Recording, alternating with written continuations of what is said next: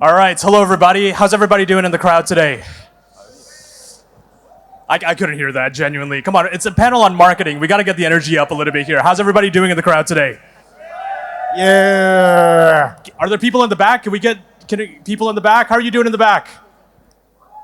Oh, that actually worked. All right. So hello everybody, my name is Arief. For those that don't know me, I'm one of the co-founders of the Southeast Asian Games Showcase. We just did a panel earlier today at 12 p.m. But for those that also don't know, I'm actually working in venture capital, whereby I invest in startups all across the Southeast Asian ecosystem. And I think for me, the through point here for games and for technology is I love working with founders. But one of the most challenging parts for early stage companies, whether they be in gaming or tech as a whole, is marketing, which is why I'm super excited to talk to the fellow panelists here. But before I introduce the amazing, genuinely amazing slate of folks, I want to set some ground rules. So here's how we're going to do it. Everybody here and everybody who may be standing at the back, I'm going to ask maybe one or two questions to lay up the room. But the reason why we called this, what's the title? Brainrot-Free Marketing, Ask the G.O.A.T.s, is because we really wanted to make sure that this was a two-way conversation. So instead of doing a panel first, Q&A after, we're going to start off with a couple questions on my side, and then we're going to immediately open it up to Q&A so that we can have a two-way dialogue going. So I'm just teeing everybody up. If you got your questions, start getting them now so we can get this show rolling over the next hour. So let's go ahead and do it. I would love to do an introductions for people, but I think they would probably stab me if I did their introductions. So I'm gonna let them introduce themselves first. Sam, you wanna start? Yeah, hi everyone again. I'm Sam, so I'm one of the founders of the Southeast Asia Game Showcase. I work at a Japanese marketing agency called Noroshi. I also work at a marketing agency with Vlad at the Goldpact Goblins. Nice to be here with this G.O.A.T. panel. I'm sorry. Yeah, my name is Vlad. I'm founder of one of the founders of Goldpact Goblins. If you've been in the industry long enough, you probably know me from Neon Doctrine. And if you've been here even older, before Arief was even born, it was used to be called Another Indie back then in China. But yeah, we work with developers, do cool stuff.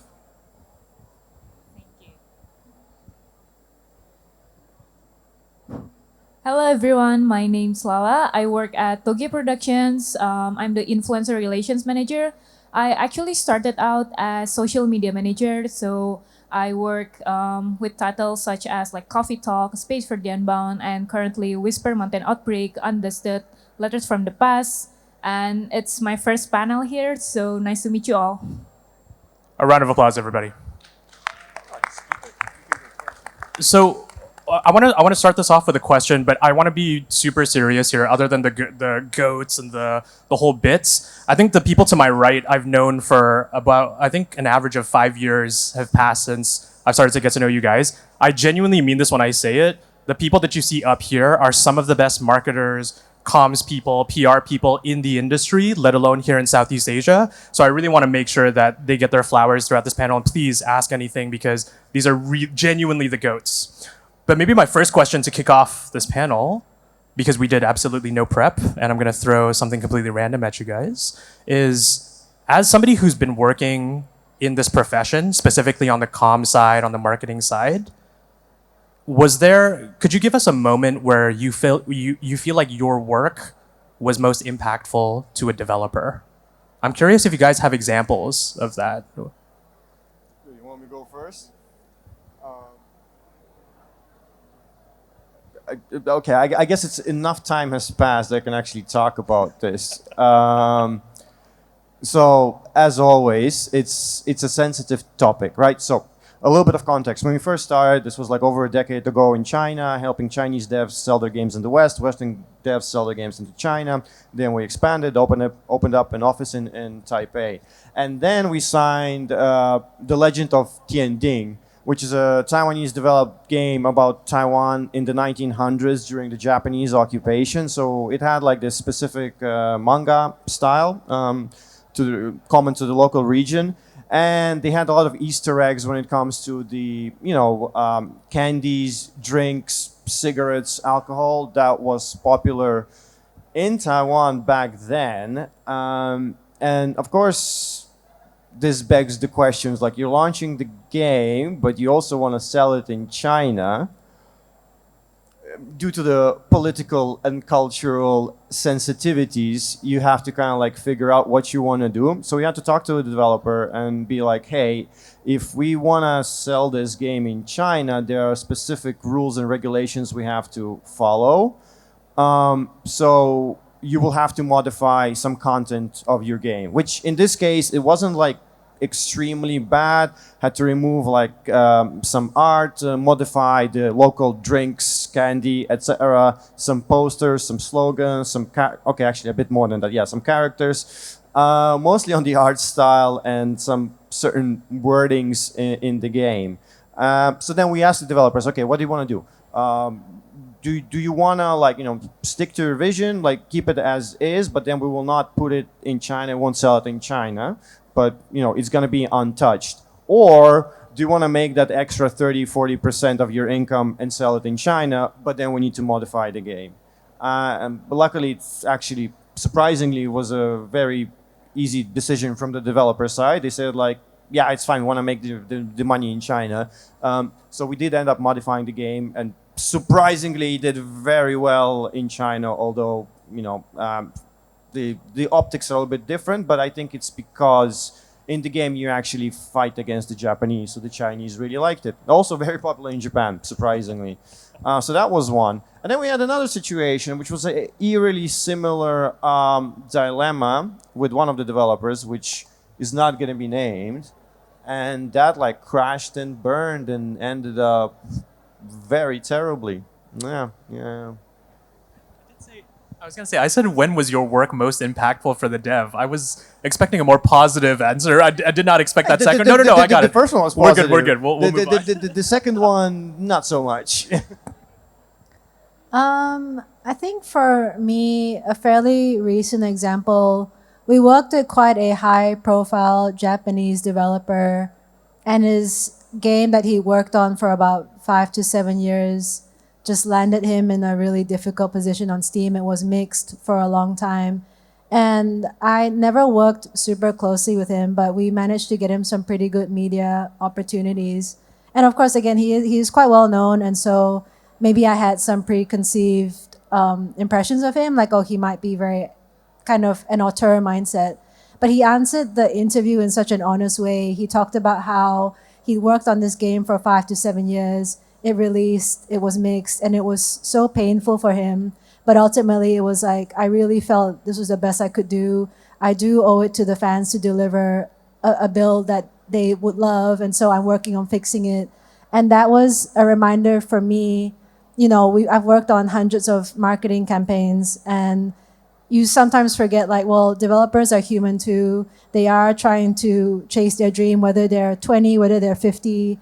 And this media opportunity was a chance for him to show some vulnerability to the audience and then to the journalists as well. And I think it did pretty well.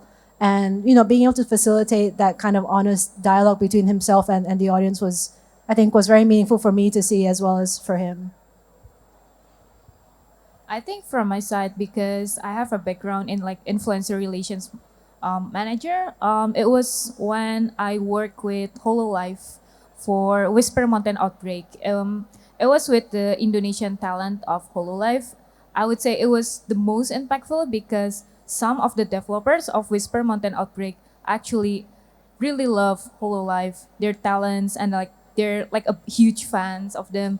And then when we did streaming the game with Hololive, they actually enjoyed the game, and it was like a very wholesome interactions between like the developers and like the streamers as well, and like they enjoyed the game. The developer itself, they really like I would say how do I say it, like delighted to see their games like being played by their idols. So like I think like it was a huge win. And as for like Coffee Talk, back when I was still like the social media manager, I think it's as simple as hearing them like saying like how much they love the game, and then like the developer itself acknowledged that. I think like it was a very wholesome moment and interaction between like the community and like the developer itself. So I think that's from me. Thanks so much for sharing. I mean, I'm also so curious, how many developers are in the crowd right now? Just put up your hands. A little higher, because there's some stuff in the front here. Okay. Do we have publishers that are in the crowd right now? Okay, got it. Maybe I'd love to ask you guys this question before I lay it up to the floor.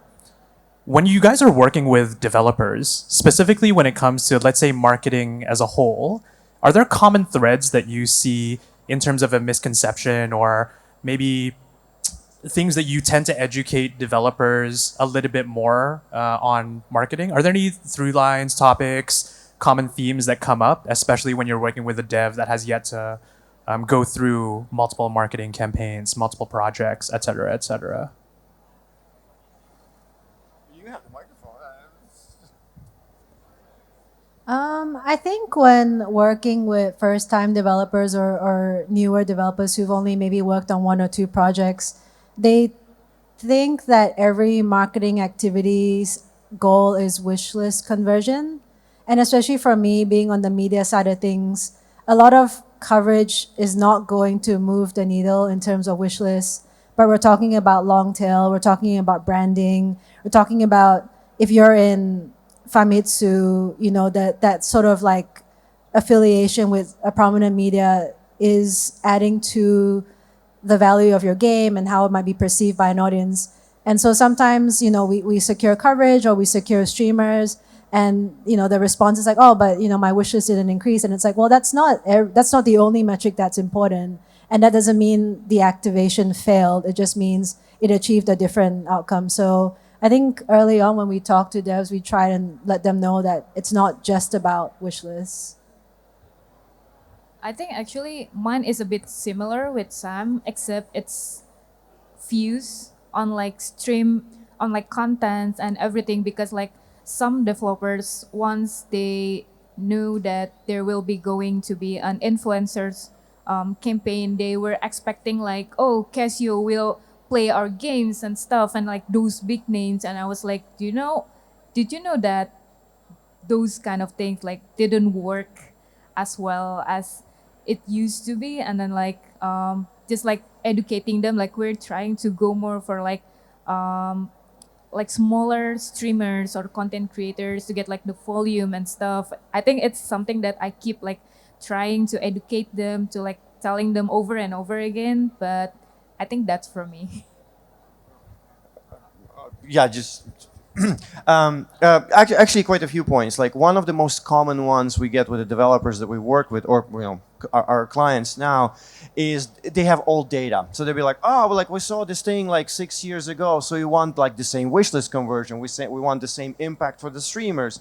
I was like, yeah, this worked 5 years ago, but right now we're in a different landscape. So you have to understand that the case studies and the articles you're reading from a decade ago do not apply at all to the current situation. And the stuff that we're doing now in 2 years is going to be irrelevant, and it's going to be completely different because the industry is so volatile. Like the shifts of meta game when it comes to marketing are quite fast and often. Second one is, this is actually that you guys mentioned during your talk about the showcase, is pre-planning for releasing content and preparing, marketing materials for your announcements.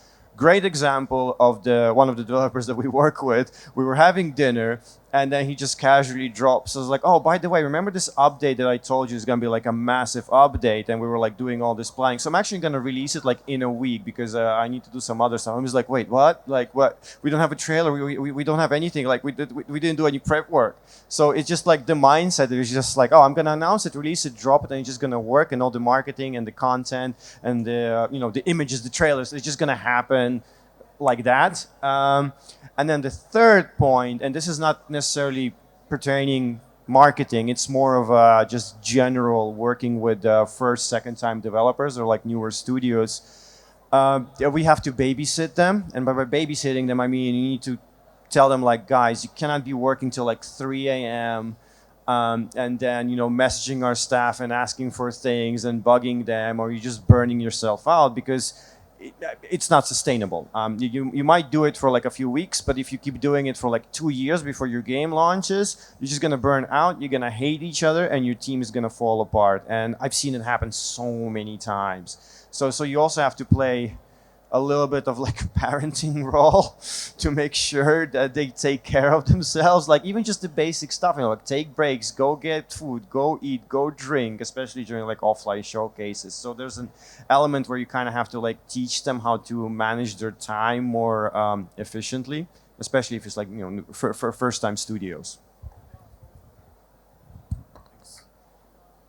I think that kind of resonates on my side as well, Vlad, because even on the portfolio management side on my side, sometimes I describe my job as just a shoulder to cry on because it's necessary. But one thing that I'll mention for the folks in the room is like not just rely on people like you guys. I think the folks in the crowd, I've started to see a lot of cross-pollination as of late.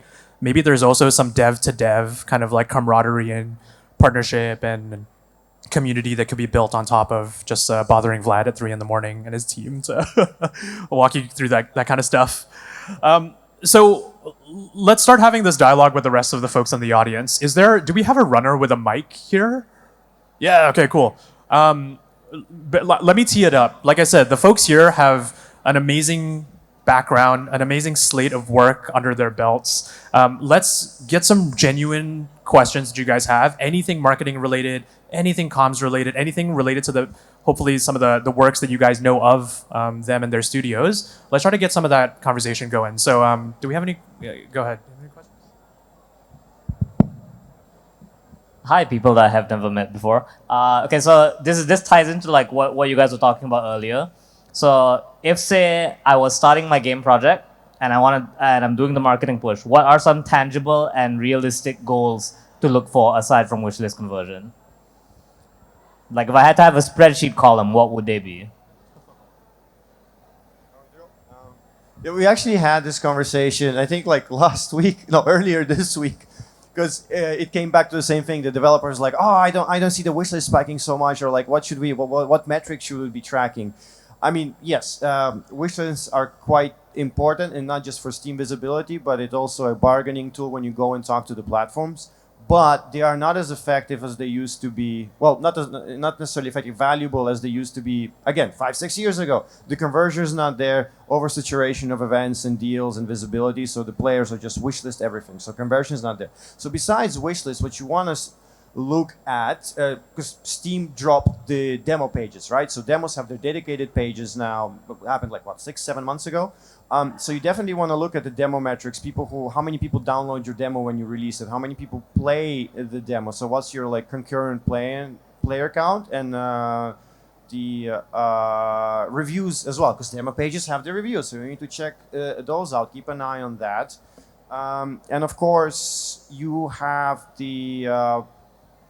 a few tools that kind of like pull the data from the web, and it does like an overall sentiment. So it's a combination of press coverage, social media coverage, streamer coverage, and just YouTubers, etc. content creations. There's actually a good tool on Reddit they just released. The thread was about one of the FPS shooters, I forgot, and they made this bot that pulls all the data from your game and compiles into like sentiment of community, how many reviews you are, the visibility and things like that. So overall, you wanna start looking at your player counts, or how's the retention, reviews, and one of the things that players, developers, and publishers also forget is Steam discussions, like Steam discussion activity. Because you might have 50,000 wish lists, but if your Steam discussions, there's just like 2 threads and they've been there for like 2 years and nobody has replied, it probably means that a lot of your wish lists are kind of worthless. So it's all about like actual genuine community activity, not just on Steam, whether you have like Discord or Reddit, etc., and the retention of players if you're running playtests and demos.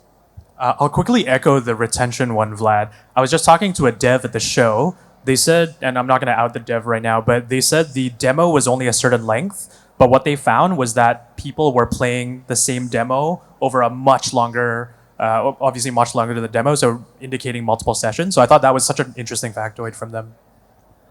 I think adding on to what Vlad was saying, because we were talking about how to present reporting on our side at the Goblins to our clients in a way that was like digestible and meaningful to them.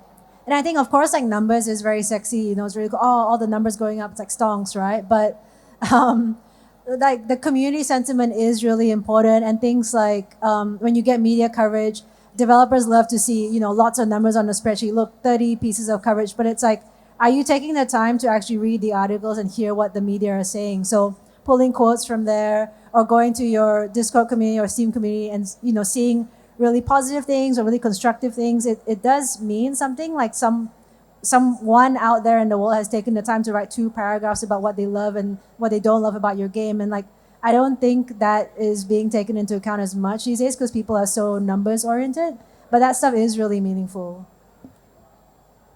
Just quickly to piggyback.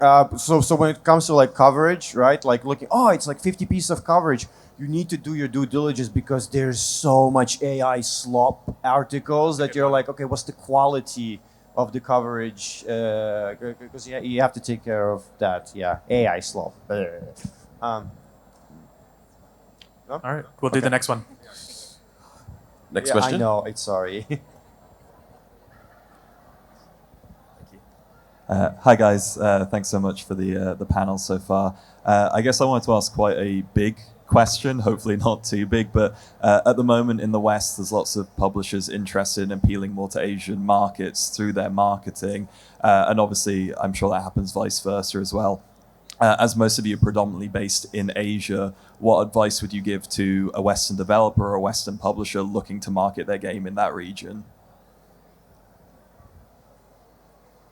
You want me to go first, or yeah? Oh no, I totally blanked. Ask the goats, everybody. Ask the goats. I'll talk from like a Japanese audience perspective. I think developers, especially because a lot of Asia, we are, you know, pretty good English speakers. So we have our Steam page all in English. And then it's not localized properly in like Korean, Japanese, or Chinese is one thing. Another thing is that a lot of developers will forget that the language bar, the thing that says how many languages your game is available in, they forget to update that even when the game is localized or will be localized. And so when we send press to Japanese media, it is in Japanese, and they'll come back to us and be like, is the game in Japanese? And we're like, yeah, of course, that's why we wouldn't send you a press release if it wasn't. And they're like, but it's not indicated on the Steam page. And I think a lot of us who do speak English, we just take for granted that everything will always be available to us. But places like Japan and Korea, where they don't really speak English, it is very important for them to know whether this game is going to be available to them or not. And that can also be a marketing beat later on, like where your game is not localized yet, but you want to do like a China push or a Japan push, and it's like the game will be available in Japanese, the demo for the first time. You know, that can be its own separate regional push. But yeah, I think for Western developers coming to Asia, just remember that, you know, language is really important in this market. So I think from my perspective, because I'm more of a like very community-based experience, one of the like biggest, I would say, challenge is culture gap between the Western and the Asia Eastern market, because I think like there are lots of things that are more acceptable in the Western rather than like in the Eastern side. So I think if you're going to like market your game from a Western side to Eastern side, it's more like check is it like culturally applicable, and then like is it culturally accepted, because I think like there's still like lots of people who don't really accept things that is currently going on the Western, and you need to pay attention to that, because if you're kind of like just forcing yourself, like pushing those things, I think like it will just come out not as good as you want to be. Yeah, like Lala said, you do really need to be able to have a good partner to help you localize the game. And by localization, I don't mean just, you know, get the right text on your Steam store page and put the right text in the game, but like the cultural aspect. to make sure that, simple example, the memes you put in your game are not going to convert to the Chinese audience. So you need to find a person or a company to work with that can help localize the memes to the Chinese market. So it's relevant, Nimadzala type of stuff in your game that resonates with the local players. Otherwise, you're going to look at it and be like, well, they didn't put any effort. And then you're going to review bombed by negative reviews from China. So when it comes to pushing in Asia, you have to also be aware of the platform limitations because not all of them have the same accessibility.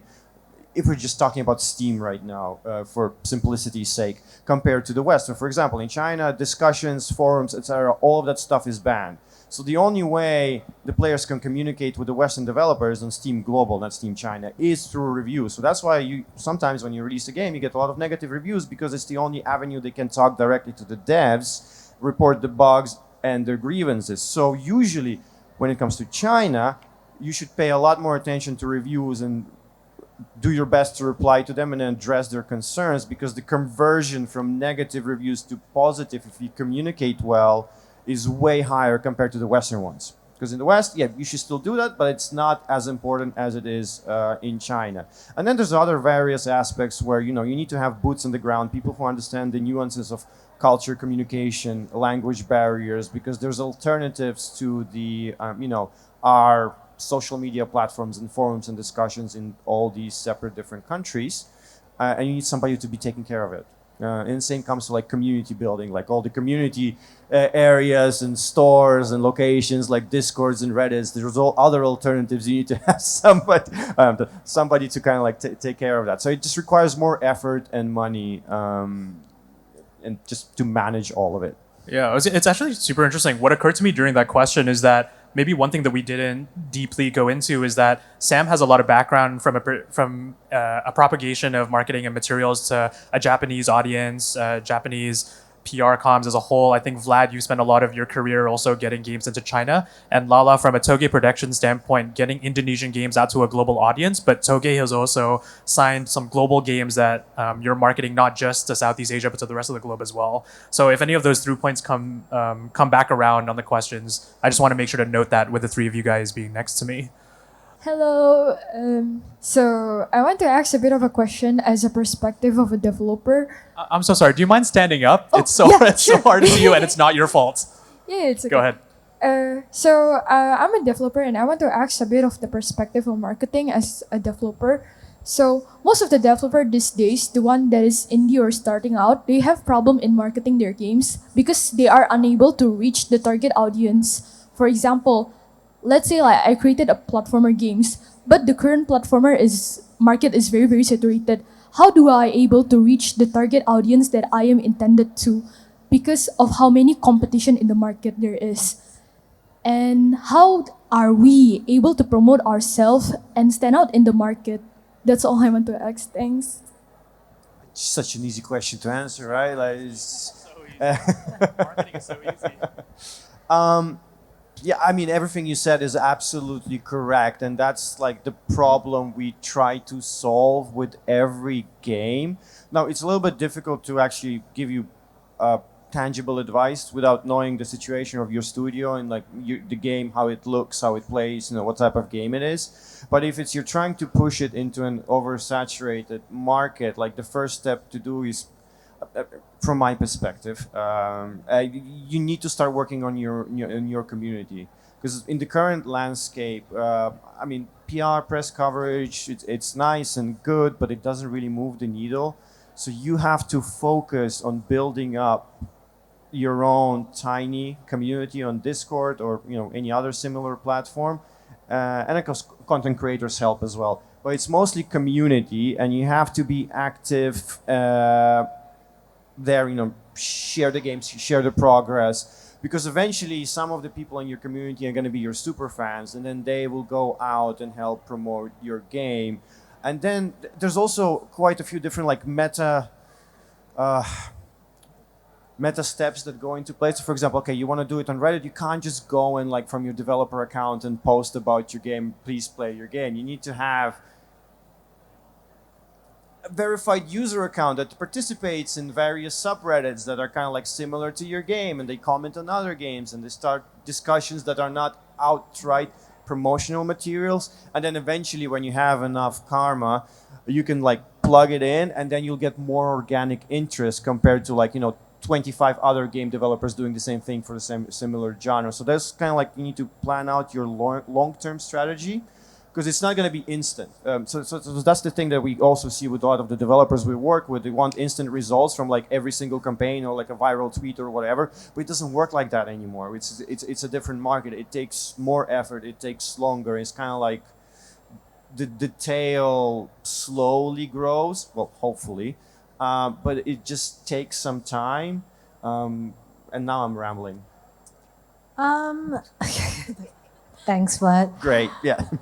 I think, okay, so for example, if you're starting from absolute zero, like you have no one in your Discord, no followers on Instagram, no followers on Twitter, like I would just look around you. If you're a student, for example, look to your peers, just start following each other, start building the network just within your own little community. Like, I mean, go outside, come to events like this and support each other, because places like Twitter and Instagram, it's really hard to grow your community when you have like no one but like you and your mom or something following the account, right? So start small. And then another thing that I think what we do at the Goblins is like, no creator is too small either. We're not always looking for the big ones. Like, just start, your game is indie, work with indie creators and support them as well. And I think from talking to like Ian at the Goblins, he's mentioned like in his time, like really small creators have gone on to be like really big as well. And so it's like, if you were there for them from the beginning, they'll remember you and things like that. So, start small, working with other indie developers, working with other indie communities. It's not so much about like, like what Vlad was saying, everyone expects like instant results overnight. It really is about just going out there and meeting people and not really expecting a result straight away. It's just really about just approaching people like genuinely.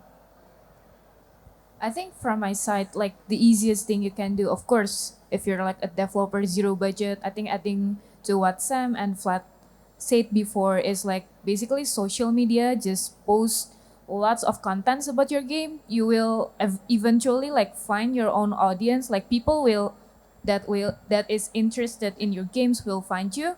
And then like from the creator side, like sometimes it feels daunting, like how much do I need to spend on like creators? It used to be my misconception too back then, before like I eventually like started working with influencers. But I actually talk with lots of content creators, people like there's like two types of content creators that I think mostly on the market. It's like one, content creators who play games for money, and those content creators who play games because they enjoy playing games. And those types of content creators, like they have like really different approach. And if you're like having no budget, I think it's better to like approach content creators who genuinely enjoy playing games, because well, mostly they probably won't charge you anything at all. And then like we usually do like an interest check in like social media. I think it's like the easiest thing that you can do for like content creators, like genuinely asking question like, is there any content creators that is interested in playing my games? And then like you just do an elevator pitch of your games, and then like also like link of your store page. And then like I think there will be like people finding your games eventually, and then like wanting to support you. And that's where like your community started to build. And that's where you, I think, starting out in like the marketing stuff. So yeah, that's from me. I think just to quickly add to that, like if you're specifically making a platformer game, like I will go and see what other indie platformers are doing. And I'm not saying like copy them exactly, but if you have no idea how to make a marketing plan, and I don't mean looking at what like Nintendo is doing with Mario or something, I mean like maybe like another Southeast Asian indie platforming game, see how they're marketing their game, see how they're making their trailers and things like that, and see if you can kind of like, take inspiration from that if you just don't know where to start. Another thing with marketing these days is, unfortunately, you do kind of need to be a bit terminally online.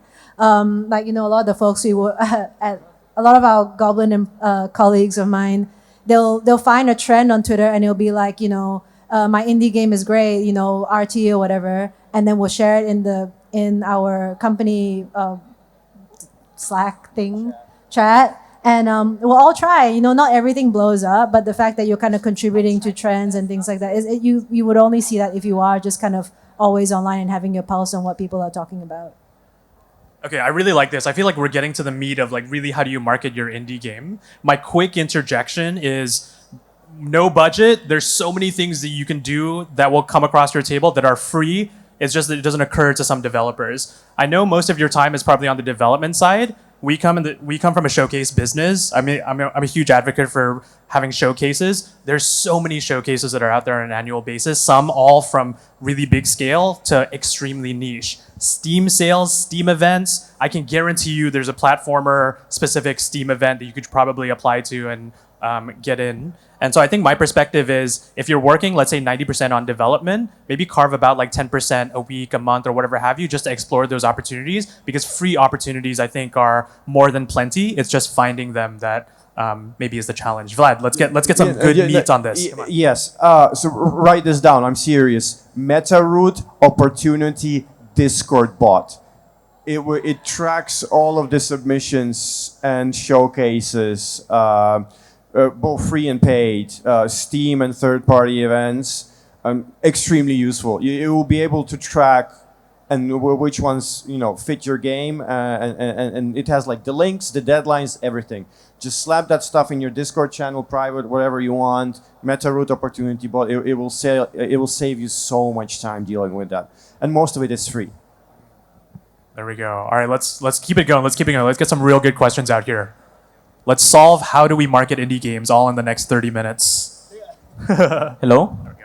So I am a solo developer who is currently working on my game, and I am having an internship. So like the time of me developing my game is only a short time, like around 4 hours a day. What is like the best time efficient way to market your game?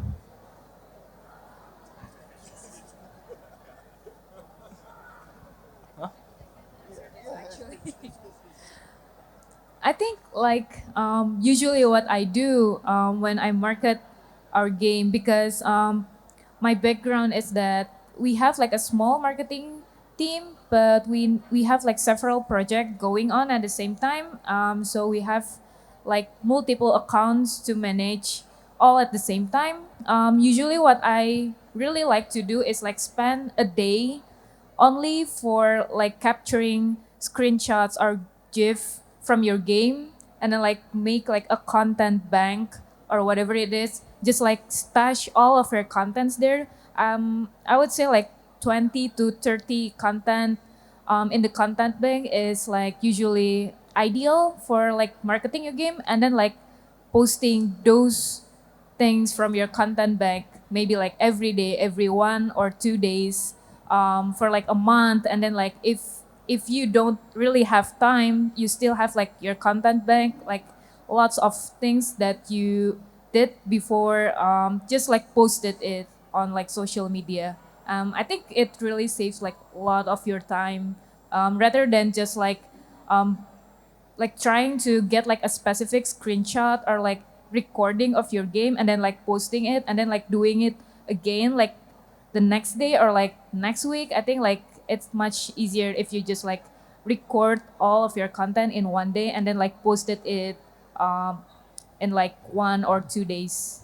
So yeah. That was actually eloquently put. I just want to acknowledge, I think we're all laughing because all these questions are so hard to answer. I just want to be super clear. These questions are like extremely challenging, and we're coming in a little bit fresh here, but let's see how Vlad takes us on time efficiency in marketing. What Lala said, just allocate a set day or like a time slot where you just focus on creating the assets and the content you want to put for like social media, but focus also on the things that you can repost on several platforms, right? So let's say like vertical short form videos. It could be for Instagram Reels, YouTube Shorts, TikTok, Douyin and all the other China, Asia platforms. But you only need to make one. You don't need to make 4 different ones. So those types of things save time. One thing I always tell developers to try to do, and most of them still don't, but I hope eventually they will, But if you're doing like, you're drawing art, or even if you're like programming code, or you're inside Unity or Unreal or GameMaker or whatever engine, now, if you already have like a small community, like again, Discord, for now, we'll see how that goes. Stream it. Just go online, go in the chat there, and stream it, because players love seeing that stuff like behind the scenes of like, oh, how he does like this art drawing, or how he does, how the programming does, and then you can also record it, and then you can do it like a time lapse of, you're drawing your character art or doing 3D animation, and then you can reuse it and post it on social media, because there's like all those trends that sometimes pop in and pop out. But that type of content is interesting for players, and you can also reuse it as like Steam announcements, Steam updates, Steam posts, and discussions and things like that. Because for us, it's normal. Like we see it every day, we work with it every day, so we're like, yeah, whatever. We don't give a, we don't care. But for players, they don't. Like they don't see the other side of the industry. So all that stuff that you can show to them is really, really, really valuable. And for you as a developer, it doesn't take that much effort. You just, even on Discord, just screen sharing. You click in, screen share while you're doing your drawing for like 2-3 hours, and you have people coming in, asking questions. You can talk to them, and it just builds that, bond as well, connection between you and your community. So later on, they will support you when you will need it the most. I think once you've done enough and you've tried a few different sort of marketing activations, whether it's social media, like posting on Instagram or streaming or writing devlogs, just kind of sense check with yourself at the end, like what was most effective. Because like you're saying, you're limited on time, right? And you might not have time to do 10 different marketing things. So you want to figure out which one of it has been most effective for you. So if Instagram is like your main platform, maybe you want to prioritize posting more on Instagram. I work with a lot of developers who love writing devlogs. They take great pride in writing that. But if your Steam community is like 10 people, like you're spending so much time writing a devlog that no one is going to read, unfortunately, right? Maybe it's better spent making a TikTok where there's chance of discoverability, whereas in a Steam discussion, there really isn't unless they follow your page. So once you've done enough, maybe give yourself a month to figure out what is working best for you. Try and optimize and just focus on 1 or 2 things that really works for you and your game. Things that work for your game, but also things that you enjoy doing. Yeah. Let's do more questions. I see one in the back there. You got it? Yep. How to sell 100,000 copies of my game in week 1. Okay, let's get some volunteers from the crowd to answer. Okay, hello. Okay, I do have a question. This ties back to like social media. How do you basically how do you advertise yourself on places like Twitter and stuff? How do you advertise yourself on It's Twitter? what y'all conspired. It was like, how do we get like the most difficult, all-encompassing questions? I don't have an answer. I think, do you mean like how do you get more? So what's the account? Is it like 0 followers, 0 following, kind of like a fresh account situation? Sort of fresh account. I mean, like to be fair, there's a few couple thousand followers, I guess. That's great. Yeah, maybe you should get up here and like.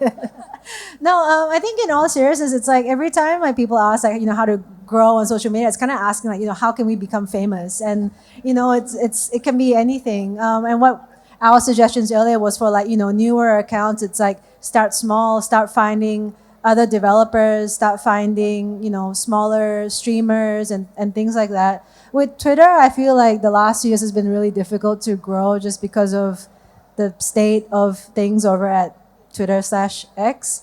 But I would, if I was brand new, I would start by finding similar developers making similar games, because it's a lot easier to kind of connect with them, and then from there grow your account. Because it's more like if your account is like under 100 followers, it's really hard to get people to follow you.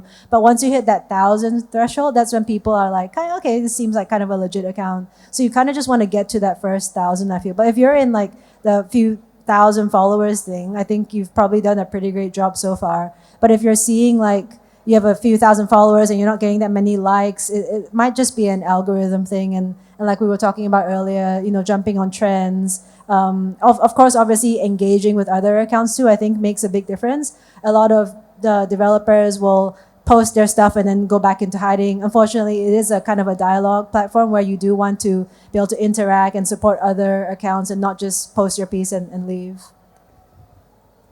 I think from my perspective, because I used to work in like multiple platform or social media, of course, like each type of content in each type of platform will be different.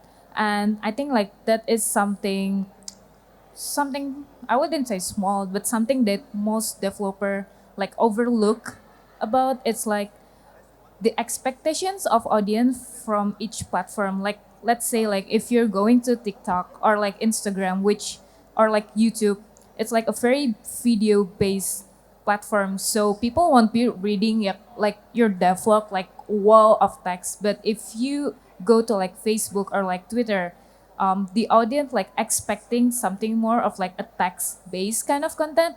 So it's more like how you effectively distribute your content based on like platforms. Like maybe like it's common sense for us because like we work in the marketing. It's like something that we do every day. But like for some people, it's not that like easy to understand. So just like if you're going for like a video-based platform, TikTok, Instagram, YouTube, post video, like vertical video is like the best way. But like if you don't have that, it's fine also. But like if you have like devlogs, maybe like narrative things, I don't know, text based anything, static images, maybe you can go for like Facebook or Twitter. So like because like the audience already expecting like text based on those platforms, so it's easier for them to understand and for them to like kind of engage with it. And if you kind of like posting like some text based on like video based, people won't engage because they don't relate, and it's not something that they expect to see from that platform. I think that's like something like a lot of people still overlook with.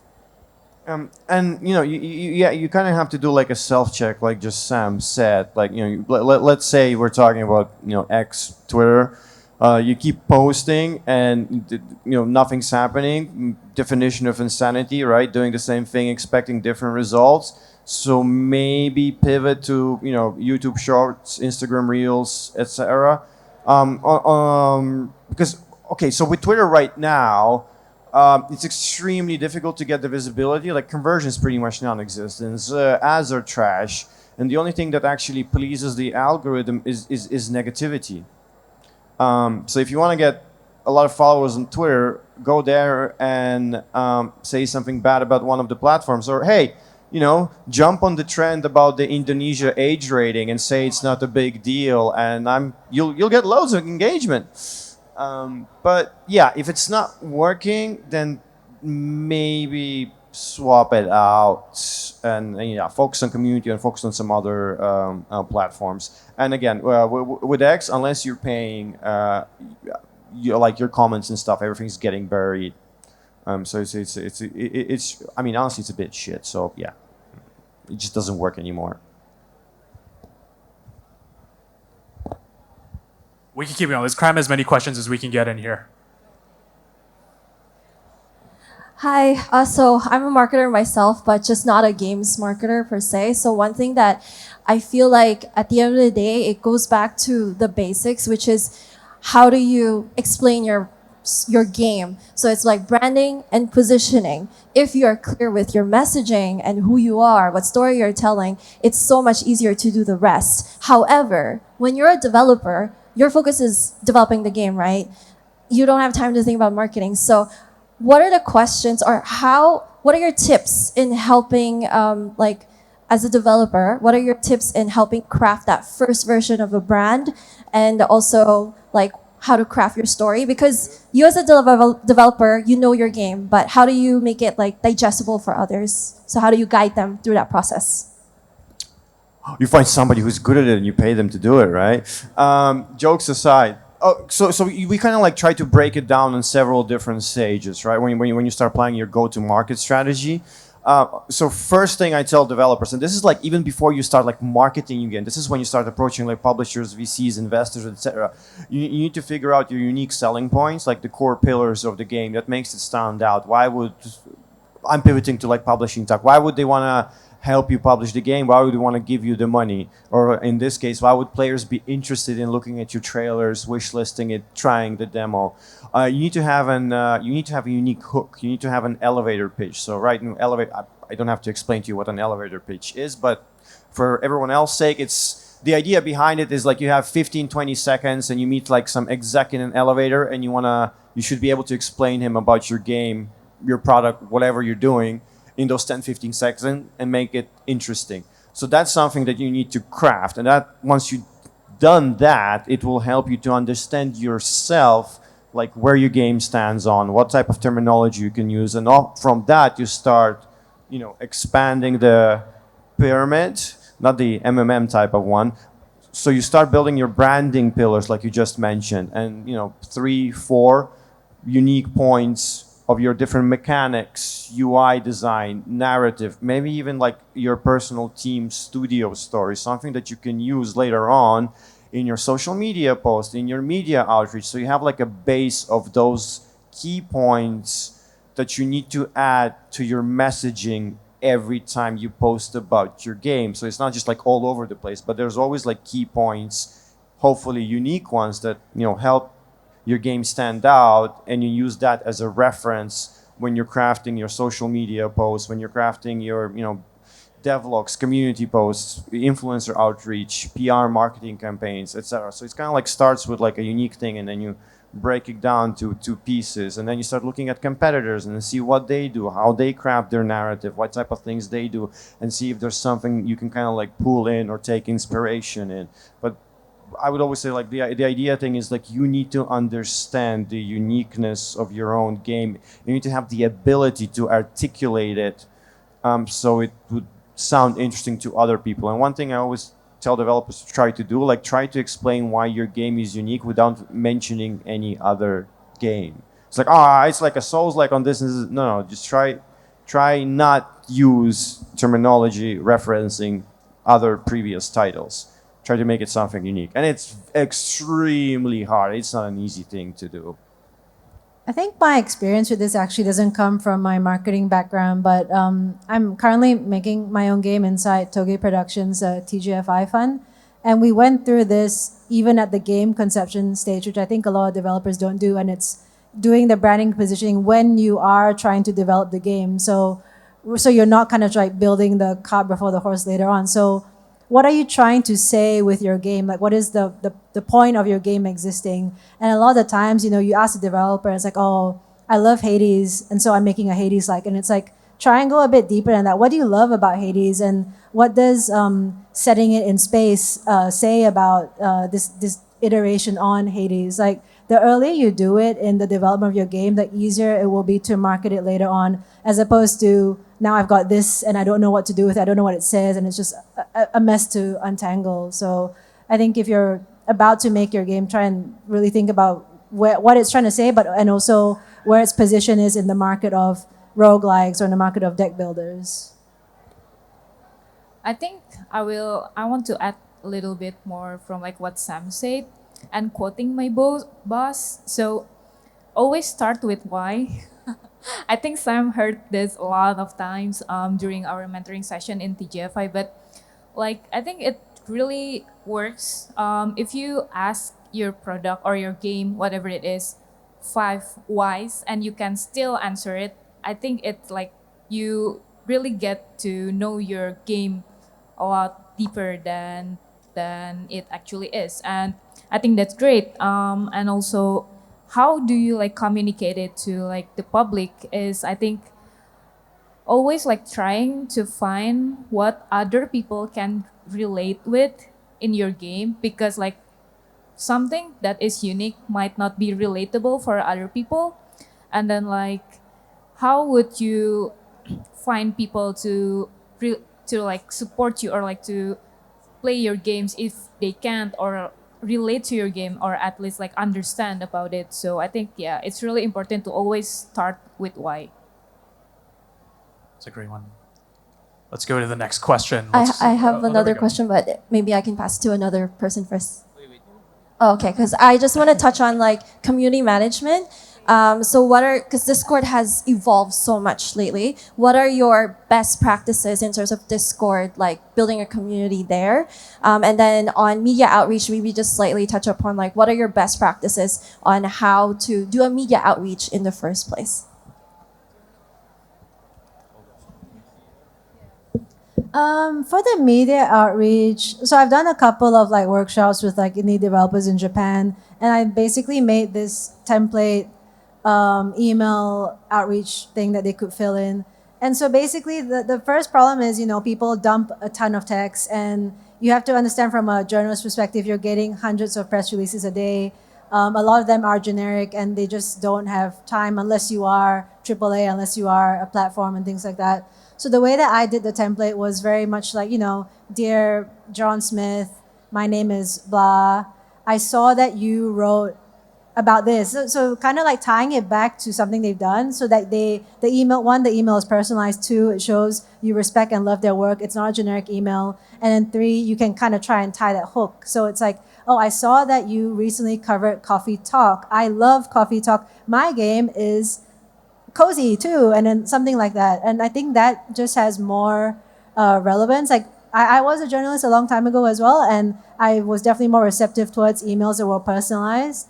I gave this really bad example once where someone did that to me and said, oh, I know you love Danganronpa, so this is my game. It's like Danganronpa. And I clicked on it, and the game was nothing like Danganronpa. And I was like, this is terrible. I'm not going to cover this game, but I guess I remember it. So yeah, don't do that, but do the other thing I just said. I think from the community perspective, it's really different, like doing community in social media and in Discord. While in social media, it's more like widespread, more like public, more like I think it has like a little bit of pieces of PR as well. But in Discord, I think the community itself is very like I would say intimate.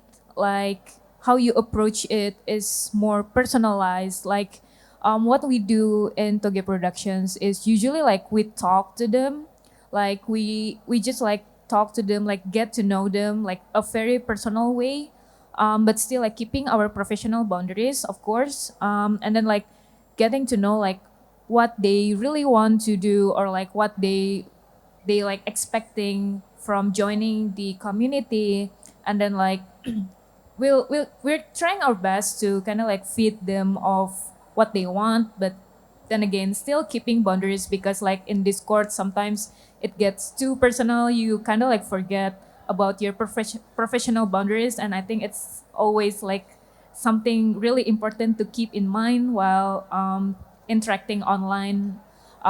Usually like we don't really like to focus on like our games only. We're like trying to get to know them, like what kind of other games that you like, and then like maybe we can play those games in like Discord channels, just like a very personal, I would say, like think of it as like interacting with your online friends. So like, but not like friends, like community, like people with the same interests, but still keeping your professional boundaries, but like getting like to know them very personally. I think like that's what we do in Toge Production that works for us. I want to do what I know. There's one here. Can we do squeeze 2 really quickly? Let's do it. Let's go. Go, go, go, go, go, go. No, yeah. While you run with the Right. microphone.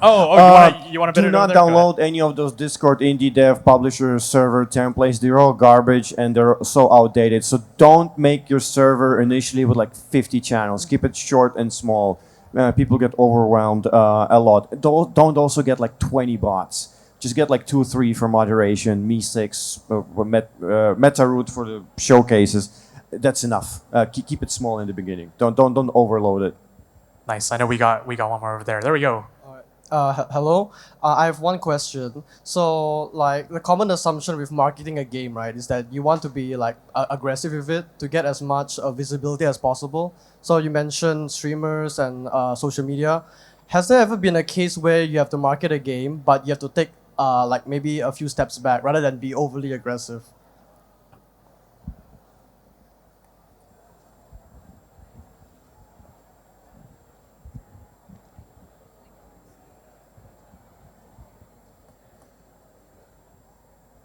So you mean like you kind of like overreach the campaign like exploded and there was blowback, like negative blowback, or you're like doxing yourself as a person, or what negativity we're talking about?